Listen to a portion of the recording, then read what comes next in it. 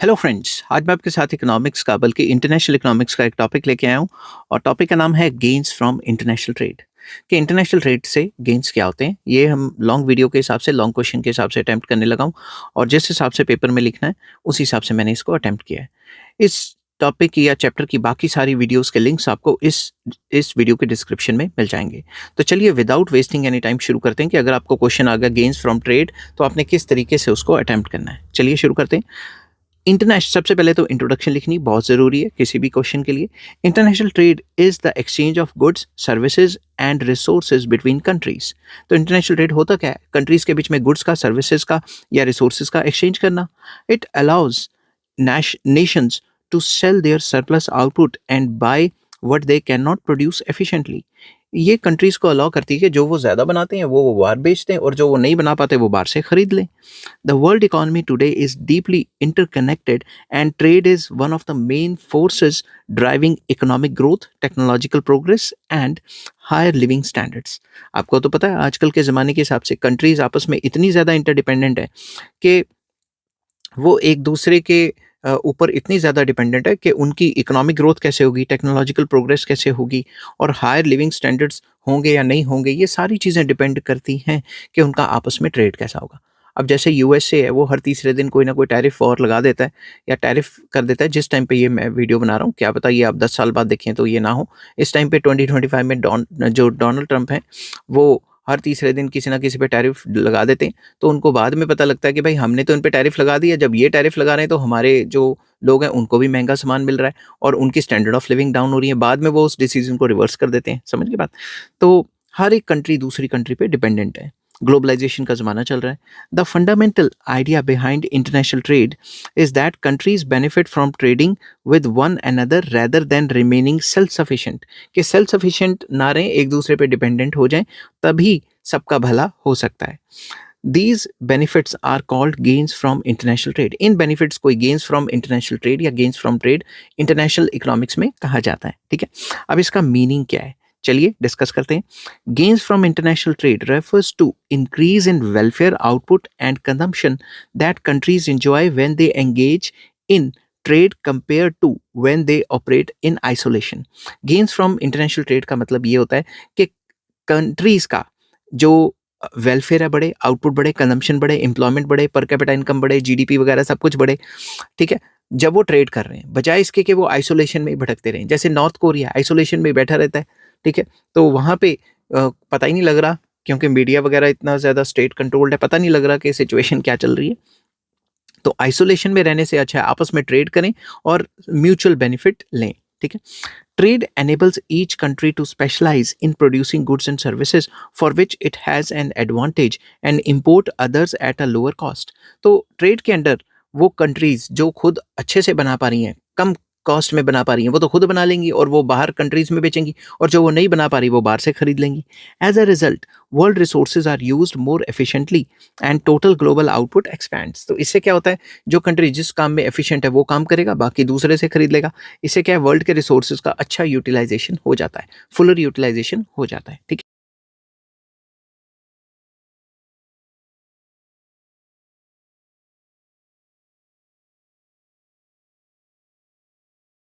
अब कई लोग इस जो इस विचारधारा के नहीं होंगे, वो क्रिटिसिज्म में डिस्कस करेंगे हम। ठीक है, basis of gains from trade.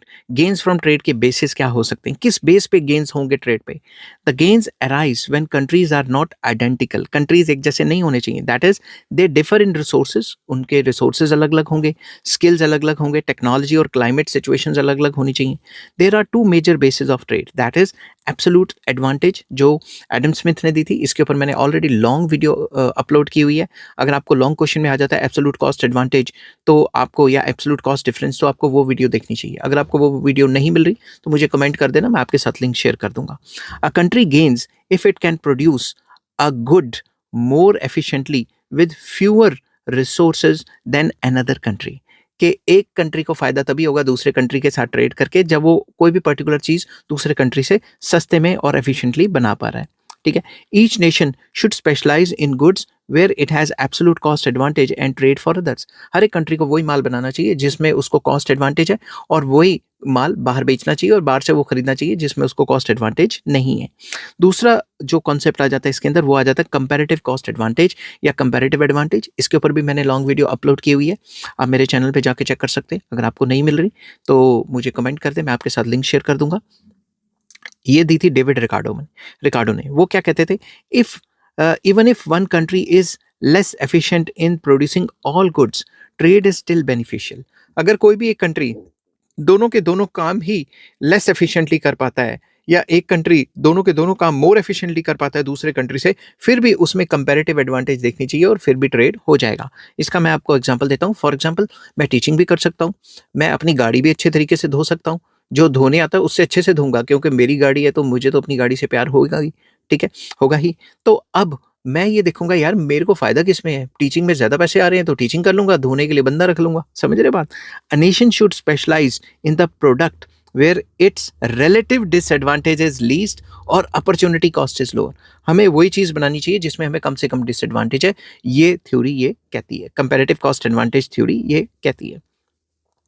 These principles forms the foundation of modern trade theory and explains how both countries can gain simultaneously.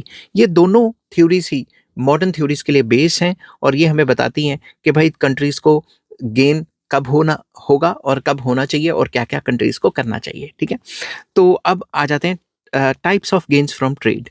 The gains from international trade can be classified into two broad categories. सबसे पहले static gains.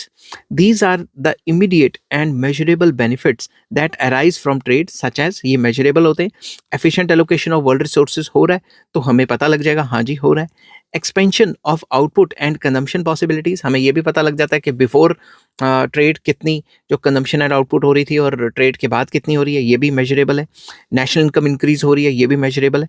Availability of greater variety of goods at lower prices, lower prices पे बाहर से काफ़ी goods हमारे लिए available रहेंगी तो वो तो कंज्यूमर की वेलफेयर बढ़ेगी। तो ये स्टैटिक गेन्स बताते हैं कि ये सारी चीज़ें हो रही हैं और ये सारी चीज़ें मेजरेबल हैं।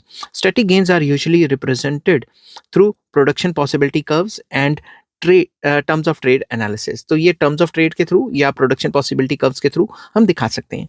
दूसरा आ जाता है dynamic gains, very important. These are long term benefits that influence the economic growth and development of nations. ये कंट्रीज के long term growth and development के हिसाब से ये गेन्स जो हैं इंपॉर्टेंट हो जाते हैं। कैसे? Transfer of technology and innovation, एक कंट्री से दूसरे कंट्री में मशीनें चलेगी, टेक्नोलॉजी ट्रांसफर हो गया तो ये तो कंट्री की लॉन्ग टर्म जो ग्रोथ है उसके लिए काफ़ी इंपॉर्टेंट है। Economies of scale for larger markets, larger markets में इकोनॉमीज ऑफ स्केल होता है, बल्क में बनाया जाता है सामान ताकि एवरेज कॉस्ट कम पड़े। Increase in competition and efficiency, competition बढ़ता है और एफिशिएंसी बढ़ती है। बल्कि डीमेरिट ये है कि जो कमज़ोर कंट्री है उसका बैंड बज जाता है, ठीक है, वो डीमेरिट आ गई।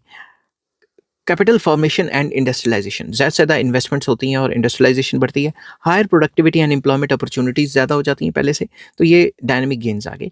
Dynamic gains make trade a major engine of growth specially for developing countries. Developing countries के लिए लॉन्ग टर्म में काफ़ी ज़्यादा बेनिफिट्स होता है, उनको मशीनरी और टेक्नोलॉजी ट्रांसफर हो जाता है। अब आ जाता है measurement of gains from trade. Gains from trade को कैसे मेजर करेंगे? Economist measure the extent of gains from trade through terms of trade. इसके ऊपर मैंने ऑलरेडी फुल चैप्टर अपलोड किया हुआ है। द रेशियो, ये क्या होता है? Ratio of export prices to import prices is known as terms of trade. अगर हम export prices divided by import prices करें, इनकी रेशियो निकालें तो हमें टर्म्स ऑफ ट्रेड का पता लग जाता है। An improvement in the terms of trade of a country, अगर हम ये मानते हैं an improvement in the terms of trade means a country imports, जो है उसके जो इंपोर्ट्स हैं वो कम है और एक्सपोर्ट्स की जो क्वांटिटी है वो ज़्यादा है। सिंपल वर्ड्स में टर्म्स ऑफ ट्रेड फेवरेबल तब होते हैं जब बाहर से कम माल खरीदें और यहाँ से बाहर ज़्यादा बेचें, ठीक है। सिंपल वर्ड्स में एक्सपोर्ट ज़्यादा हो और इंपोर्ट की वैल्यू कम हो, ठीक है। Terms of trade different types के होते हैं, मैंने हर एक टाइप का फुल चैप्टर में एक्सप्लेन किया हुआ है, कितने टाइप्स के होते हैं, उनके मेरिट्स डीमेरिट्स सब कुछ डिस्कस किया हुआ है। अगर आपको वो चैप्टर नहीं मिलता मुझे कमेंट कर देना। नेक्स्ट आ जाता है offer curves and equilibrium, very important. The intersection of the countries offer curves shows equilibrium terms of trade and distribution of income. ये टॉपिक मैंने ऑफर कर्व्स में एक्सप्लेन किया हुआ है कि जहाँ पे भी ऑफर कर्व्स आपस में इंटरसेक्ट होती हैं वहाँ पे दोनों के दोनों कंट्रीज इक्विलिब्रियम में होती है और दोनों को फायदा होता है और जो गेन्स हैं उनका डिस्ट्रीब्यूशन एप्टली हो जाता है। थर्ड पॉइंट आ जाता है increase in consumption possibility frontier, जो कंजम्पशन पॉसिबिलिटी कर्व्स हैं वो अपवर्ड शिफ्ट हो जाती हैं, दोनों कंट्रीज का बेनिफिट होता है। After trade a nation can consume beyond its production possibility frontier reflecting real gains. Simple words में अगर उसका कंजम्पशन पॉसिबिलिटी फ्रंटियर ये है, तो अगर वो उससे भी ज़्यादा कंज्यूम कर रही हैं तो पता लग गया कि भाई गेन हो गया है कंट्री को, ठीक है। उसके बाद आ जाता है sources of gains from international trade. International trade में जो गेन्स हो रहे हैं उसके सोर्सेज क्या हैं? Differences in factor endowment. Factor endowment में डिफरेंस होगा तभी गेन हो पाएगा। अगर दोनों में फैक्टर एंडोमेंट सेम है, एफिशिएंसी सेम है, तो वो ट्रेड करने का क्या फायदा हुआ, ठीक है। Countries having different sources like that is या for example land, labour, capital, natural resources etcetera leading to specialisation. Countries में जो रिसोर्सेज हैं वो अलग अलग टाइप के हैं, तभी तो एक कंट्री किसी और काम में स्पेशलाइज है और दूसरी कंट्री किसी और काम में स्पेशलाइज है। Differences in technology and productivity. Countries में डिफरेंस हो सकता है टेक्नोलॉजी का भी और प्रोडक्टिविटी का भी, इसलिए तो अलग अलग कंट्रीज अलग अलग टाइप का माल बना रही हैं और उसी में स्पेशलाइज है। Some countries can produce certain goods more efficiently due to advance technology. उनके पास एडवांस टेक्नोलॉजी है, वो पर्टिकुलर सामान सस्ते में बना लेती हैं और दूसरी कंट्री वही बनाना चाहे तो उसे महंगा पड़ेगा। नेक्स्ट आ जाता है economies of scale. Large scale production for international markets reduces cost and increases efficiency. जैसे चाइना करता है, बल्क में माल बनाता है, इतना सस्ता बेचता है हर एक कंट्री में कि उन कंट्रीज की बैंड बज जाती है लोकल मार्केट की। नेक्स्ट आ जाता है diversity of preferences. Trade allows consumers to enjoy a wider range of products and qualities. जब ट्रेड होता है तो बाहर से कई टाइप का सामान आ जाता है, तो कंज्यूमर्स को फायदा रहता है, उनके पास वैरायटी रहती है, उनके पास क्वालिटी सामान खरीदने का जो है मौका रहता है। Next competition and innovation.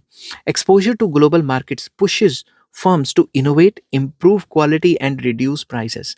जब बाहर से कंपनी आएंगी हमारी कंट्री में, ग्लोबल मार्केट से एमएनसीज आएंगी, तो जो लोकल कंपनीज हैं उनको ज़बरदस्ती या फिर ये कह लो कि खुद ही पैसा इन्वेस्ट करके इनोवेशन करनी पड़ेगी, क्वालिटी इंप्रूव करनी पड़ेगी और प्राइसेस को रिड्यूस करना पड़ेगा, नहीं तो उनका बैंड बच जाएगा। जैसे इंडिया में एचएमटी था, उसका बैंड बच गया, एम्बेसडर कार थी, उसका बैंड बच गया, वो इनोवेट नहीं कर पाए इतने अच्छे तरीके से, ठीक है।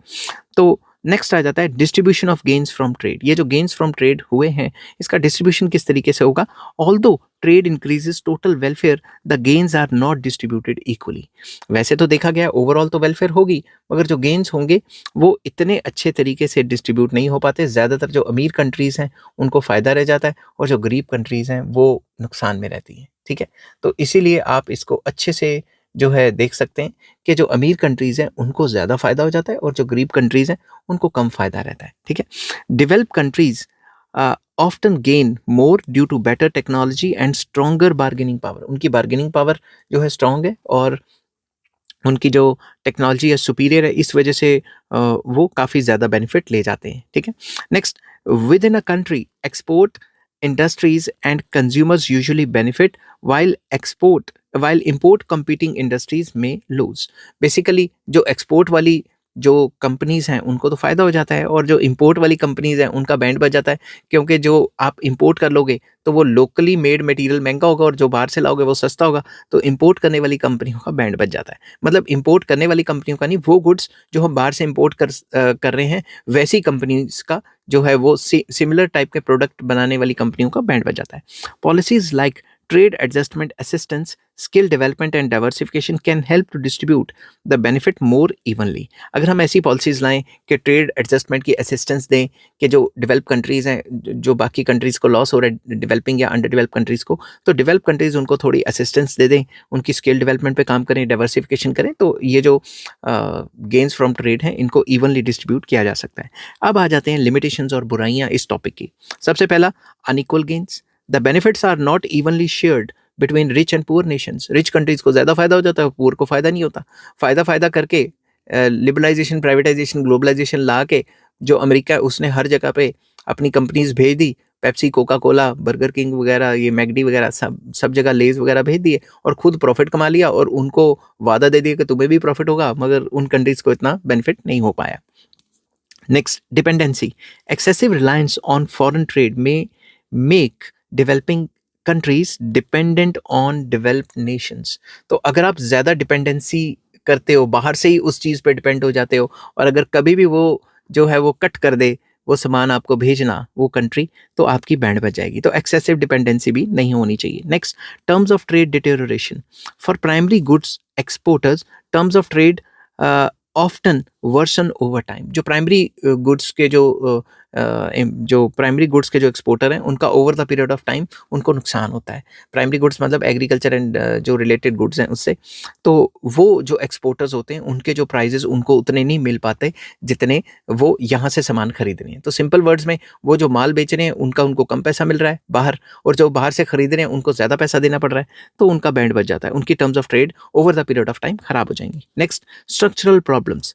ट्रेड में lead to specialisation in low value goods, slowing industrialisation. इससे क्या होता है, इंडस्ट्रियलाइजेशन स्लो हो जाती है। जो शुरू शुरू में तेज होती है बाद में वो स्लो डाउन हो जाती है, क्योंकि इतनी ज़्यादा स्पेशलाइजेशन हो गई है। जैसे चाइना इतना सस्ते में माल बना पा रहा है कि बाकी कंट्रीज़ की बैंड बच गई है। ठीक है, नेक्स्ट आ जाता है external shocks. International markets fluctuations can harm small economies. Small economies अगर इंटरनेशनल मार्केट्स में थोड़ी बहुत भी फ्लक्चुएशंस हुई तो उनका बैंड बच जाएगा छोटी छोटी इकोनॉमीज का। जैसे रशिया यूक्रेन का पंगा हो गया आपस में, तो छोटी इकोनॉमीज का तो बैंड बच गया ना। Despite these limitations, most economists agree that free trade yields more benefits than protectionism in the long run। कुछ बुराइयां तो है ही हैं, हर एक चीज़ में पॉजिटिव नेगेटिव तो होता ही है, फिर भी ज़्यादातर इकोनॉमिस्ट ये मानते हैं कि अगर फ्री ट्रेड होगा तो ज़्यादा बेनिफिट होगा, अगर प्रोटेक्शनिज्म होगा तो इतना ज़्यादा बेनिफिट नहीं होगा। बल्कि फ्री ट्रेड के अपने मेरिट्स डीमेरिट्स हैं और प्रोटेक्शनिज्म के अपने फ़ायदे नुकसान हैं। ठीक है, हर एक चीज़ के तो होते ही हैं। आई होप ये वीडियो आपको पसंद आई होगी। अगर पसंद आती है तो please like share and subscribe. Take care, bye bye.